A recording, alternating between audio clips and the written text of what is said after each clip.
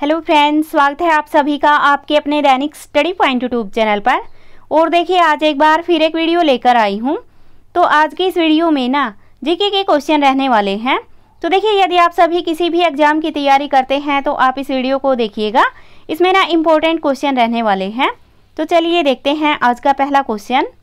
तो देखिए पहला क्वेश्चन है, निम्नलिखित में से विजयनगर राज्य का प्रथम राजवंश कौन सा था। तो देखिए इसमें ना आप सभी को 5 सेकंड का टाइम दिया जाता है, आप अपना आंसर सोच लेना, उसके बाद सही आंसर बता दिया जाएगा। तो देखिए विजयनगर राज्य का प्रथम राजवंश देखा जाए कौन सा था, तो वह था संगमा।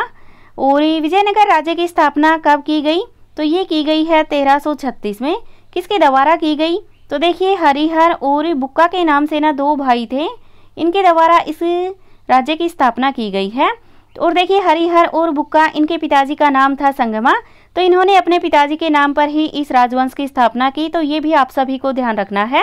फिर देखिए इसकी स्थापना करने के बाद ना हरिहर इसके प्रथम शासक बने और इन्होंने 1336 से और 1356 तक इन्होंने शासन किया। तो ये भी आप सभी को ध्यान रखना है। चलिए देखते हैं अगला क्वेश्चन। तो देखिए नेक्स्ट क्वेश्चन है, कृष्णदेवराय ने अमुक्तमाल्यद काव्य की रचना किस भाषा में की। तो देखिए कृष्णदेवराय के द्वारा अमुक्तमाल्यद काव्य है, इसकी रचना की गई। ये कौन सी भाषा में की गई, तो ये की गई है तेलुगु भाषा में।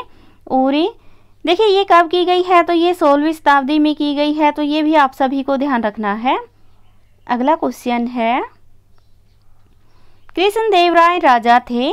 तो देखिए इसमें पूछा गया है कि जो कृष्णदेवराय थे ये कहाँ के राजा थे, तो ये थे विजयनगर साम्राज्य के। अगला क्वेश्चन है,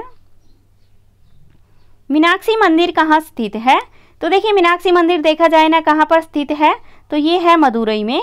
और मदुरई देखा जाए कहाँ पर है, तो ये है तमिलनाडु में।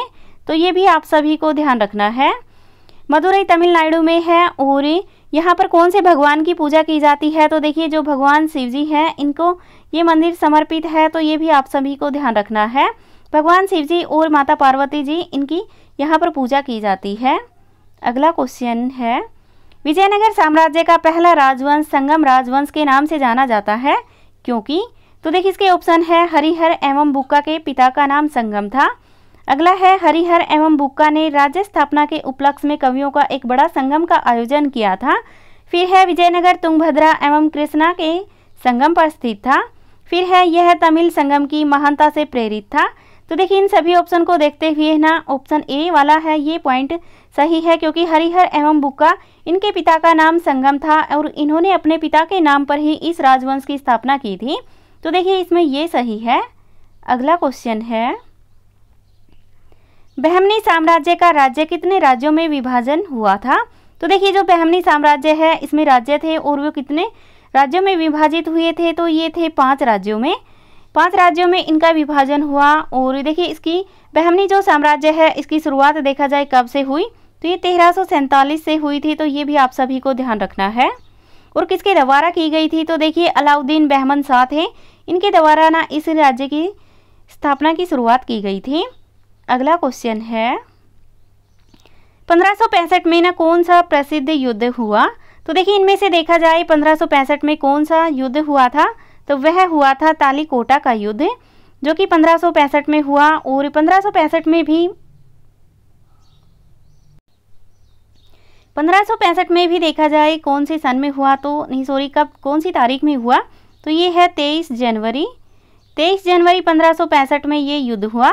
और देखिए 23 जनवरी को ना किस दिवस के रूप में मनाया जाता है, ये आप सभी को कमेंट बॉक्स में कमेंट करके बताना है। 23 जनवरी को एक डे होता है और वह कौन सा है, ये आप सभी को बताना है। फिर देखिए ये देखा जाए ना कि पानीपत का प्रथम युद्ध है ये कब हुआ, तो ये हुआ 21 अप्रैल 1526 को। पानीपत का दूसरा युद्ध देखा जाए कब हुआ, तो ये हुआ 5 नवंबर 1556 को। और देखिए अब तीसरा भी बता देती हूँ, तो ये हुआ है 14 जनवरी 1761 को। तो ये आप सभी को ध्यान रखना है। और देखिए खानवा का युद्ध देखा जाए ना कब हुआ, तो ये हुआ है 16 मार्च 1527 को खानवा का युद्ध हुआ। तो ये सभी तारीख वाइज आप सभी को ध्यान रखने हैं। अगला क्वेश्चन है, कश्मीर का शासक जो कश्मीर का अकबर के नाम से जाना जाता था वह कौन था। तो देखिए इसमें देखना है कि कश्मीर का वह कौन सा शासक है जो कश्मीर के अकबर के नाम से जाना जाता था। तो देखिए वह है जैनुल आबदीन। जैनुल आबदीन है जो कि कश्मीर के अकबर के नाम से जाने जाते हैं। और ये क्यों जाने जाते हैं, तो देखिए इन्होंने ना धर्म के प्रति और अच्छे कार्यों के प्रति इन्होंने अच्छे काम किए हैं, इसी वजह से इसे अकबर का कश्मीर के नाम से जाना जाता है। अगला क्वेश्चन है, विजयनगर का अपनी स्थापना से लेकर पतन तक किस राज्य के साथ संघर्ष चलता रहा। तो देखिए जो विजयनगर साम्राज्य है, इन्होंने अपनी स्थापना से लेकर और इनका पतन हुआ तब तक ऐसा कौन सा राज्य है जिसके साथ इसका संघर्ष चलता रहा। तो देखिए वह है बहमनी राज्य और इसी के साथ इसका संघर्ष चलता रहा। फिर देखिए मन में सवाल उठता है कि इनका इसके साथ ऐसे संघर्ष क्यों चलता रहा। तो देखिए विजयनगर देखा जाए ये तो एक हिंदू राष्ट्र था और ये हिंदू राष्ट्र था और बहमनी साम्राज्य ये एक मुस्लिम राष्ट्र था और ये दोनों ही अपने जो साम्राज्य है इसको बढ़ावा देने के लिए ना एक दूसरे के साथ झगड़ा करते रहते थे। तो विजयनगर हिंदू राष्ट्र था और बहमनी मुस्लिम राष्ट्र था, इसलिए इन दोनों के बीच आपस में झगड़ा चलता रहता था। अगला क्वेश्चन है, विजयनगर साम्राज्य अपने उद्भव के लिए आभारी है। तो देखिए जो विजयनगर साम्राज्य है ये अपने उद्भव के लिए आभारी है। तो ये है हरिहर एवं बुक्का के लिए, क्योंकि इन्हीं के द्वारा ना इसकी स्थापना की गई थी। तो ये आप सभी को ध्यान रखना है। अगला क्वेश्चन है, विठल स्वामी का मंदिर किस देवता को समर्पित है। तो देखिए विठल स्वामी का जो मंदिर है ये कौन से देवता को समर्पित है। तो ये है विठल के रूप में विष्णु को। इसमें ऑप्शन सी सही है। और ये देखिए यहाँ पर ना जो भगवान के अवतार होते हैं ना, यहाँ पर जो 5वां अवतार है वामन अवतार, उसकी यहाँ पर पूजा की जाती है। तो ये भी आप सभी को ध्यान रखना है। वामन अवतार है जो कि 5वें अवतार है और ये विठल स्वामी में के रूप में यहाँ पर विष्णु के रूप में इसकी पूजा की जाती है। और ये है कहाँ पर, तो देखिए ये कहाँ पर है ये आप सभी को कमेंट बॉक्स में कमेंट करके बताना है। अगला क्वेश्चन है, सैमों का अजंता किसे कहा जाता है। तो देखिए सैमों का अजंता देखा जाए किसको कहा जाता है, तो ये कहा जाता है लेपाक्षी को। इसमें ऑप्शन बी सही है। और देखिए ये तेलुगु में ना एक भाषा है जिसको लेपाक्षी को क्या बोलते हैं, तो ले को बोलते हैं उठो और पाक्षी को बोलते हैं पक्षी, यानी कि उठो पक्षी। तो देखिए लेपाक्षी ना ये जटायु से संबंधित है। और ये जटायु कौन है, तो देखिए रामायण में जो रावण है वो सीता जी को उठाकर लेकर जाते हैं, तब उनको रास्ते में एक जटायु नाम का पक्षी मिलता है और उससे उसका झगड़ा होता है। तो देखिए ये कहानी ना इसी से संबंधित है। और ये अभी है कहाँ पर, तो देखिए ये आंध्र प्रदेश में है। तो ये आप सभी को ध्यान रखना है।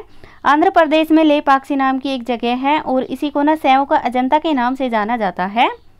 अगला क्वेश्चन है, कृष्णदेवराय किसके समकालीन थे।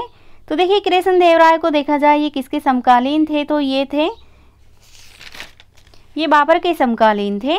और देखिए बाबर की जो आत्मकथा है उसमें भी बताया गया है कि कृष्णदेवराय भारत के ना एक सर्वशक्तिशाली शासक रहे हैं, ऐसा बताया गया है। अगला क्वेश्चन है, इनमें से किसे आंध्र भोज भी कहा जाता है। तो देखिए आंध्र भोज के नाम से किसे जाना जाता है, तो ये कृष्णदेवराय को ही जाना जाता है। इसमें ऑप्शन बी सही है। अगला क्वेश्चन है, विजयनगर किस नदी के तट पर स्थित है। तो देखिए विजयनगर को देखा जाए कौन सी नदी के तट पर ये स्थित है, तो ये है तुंगभद्रा नदी पर। और ये तुंगभद्रा नदी देखा जाए ये कहाँ पर है, तो ये कर्नाटक में है। तो ये भी आप सभी को ध्यान रखना है। तुंगभद्रा नदी कर्नाटक में है। बाणगंगा देखा जाए तो ये सोन नदी पर है। और कावेरी और कृष्णा ये नदी कहाँ कहाँ पर बहती है, ये आप सभी को कमेंट बॉक्स में कमेंट करके बताना है। अगला क्वेश्चन है, हम्पी का खुला संग्रहालय किस राज्य में है। तो देखिए हम्पी का जो खुला संग्रहालय है ये है कर्नाटक में। और हम्पी को ना एक यूनेस्को में एक धरोहर भी घोषित किया गया है। तो ये कब किया गया, तो देखिए यूनेस्को में इसे जो घोषित किया गया है ये किया गया है 1986 में। तो ये भी आप सभी को ध्यान रखना है। और अगला क्वेश्चन देखते हैं, विजयनगर के किस शासक को आंध्र पितामह भी कहा जाता है। तो देखिए विजयनगर का ऐसा कौन सा शासक है जिसको आंध्र पितामह भी कहा जाता है, तो ये कहा जाता है कृष्णदेवराय फर्स्ट को। इसमें ऑप्शन ए सही है। अगला क्वेश्चन है, विजयनगर का प्रथम शासक कौन था जिसने पुर्तगालियों के साथ संधि की? तो देखिए विजयनगर का प्रथम शासक था और जिन्होंने पुर्तगालियों के साथ संधि की तो वह था कृष्णदेवराय। इसमें ऑप्शन बी सही है। अगला क्वेश्चन रहेगा, कृष्णदेवराय का राजकवि था। तो देखिए इसमें देखना है कि कृष्णदेवराय है, इसके राजकवि कौन थे? तो ये थे पेदन्ना थे जो कि कृष्णदेवराय के राजकवि थे। तो देखिए कृष्णदेवराय के ना अष्टदिग्गज के नाम से जाना जाता है। अष्टदिग्गज इनके कवि थे जो कि 8 कवि होते थे और ये तेलुगु साहित्य के कवि थे, ये भी आप सभी को ध्यान रखना है। और उन्हीं 8 में से ना एक पेदन्ना थे जो कि उनके राजकवि थे। वैसे तो और अल्लानी, पेदन्ना, नंदी, तिंगम और काफ़ी सारे ऐसे नाम हैं अटपटे से, ये आप सभी देख सकते हैं। तो देखिए पेदन्ना है जो कि कृष्णदेवराय के राजकवि थे और अष्टदिग्गजों में से एक थे। अगला क्वेश्चन है, शिष्ट का अर्थ क्या है? तो देखिए विजयनगर साम्राज्य में देखा जाए शिष्ट का अर्थ क्या होता था? तो ये होता था भूमिकर। और देखिए भूमिकर है और ये करना उपज का 1/6 भाग लिया जाता था, तो ये आप सभी को ध्यान रखना है। अगला क्वेश्चन है, बहमनी साम्राज्य से पहले कौन राज्य स्वतंत्र हुआ? तो देखिए बहमनी साम्राज्य का जो सबसे पहले स्वतंत्र होने वाला राज्य था वह कौन सा था? तो बरार था, गोलकुंडा था, बीजापुर या फिर अहमदनगर। तो देखिए जो सबसे पहले स्वतंत्र हुआ ना वह था बरार। और ये कब हुआ था? तो ये 1484 में हो गया था। और इसको किसने स्वतंत्र कराया? तो देखिए अहमदुल्ला इमाद शाह जिन्होंने इसको सबसे पहले स्वतंत्र कराया और फिर इमाद शाह की स्थापना की। इमाद शाह एक वंश है, इसकी स्थापना इन्होंने की। और ये कब की? तो ये 1574 से इसकी शुरुआत की गई थी। और देखिए फिर इसको 1574 में तो इसको हड़प लिया गया था। किसके द्वारा? तो 1584 में अहमदनगर के द्वारा ना इसको हड़प लिया गया था बरार को। तो ये आप सभी को ध्यान रखना है। अगला क्वेश्चन है, किस युद्ध को विजयनगर साम्राज्य के शानदार युग का अंत माना जाता है? तो देखिए कौन सा ऐसा युद्ध हुआ था जिसको विजयनगर साम्राज्य के युग का शानदार अंत माना जाता है? ये आप सभी को कमेंट बॉक्स में कमेंट करके बताना है।